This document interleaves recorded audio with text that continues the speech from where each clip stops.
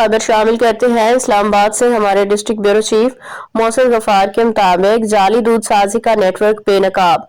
Islamabad deputy director food authority doctor Tahira Sadiq की सरबराही में food safety vigilance टीमों ने G10 और जंगी सईदा में तवील रेकी के बाद जाली दूध तैयार करने वाले गिरोह के 2 मरकजी कारिंदों को गिरफ्तार कर लिया।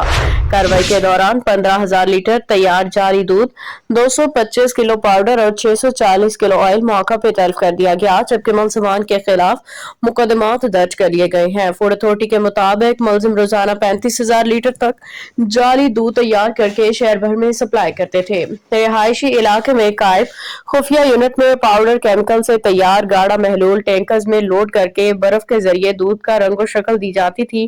ताहम मौका पे किए गए टेस्ट मुकम्मल तौर पर फेल हो गए और मयार किसी सूरत मुकर्रर करदा मेयार के मुताबिक न था। डॉक्टर ताहिरा सदीक का कहना है कि दूध में पाउडर, पानी और वेजिटेबल घी की खुलम खुला मिलावट साबित हो चुकी है।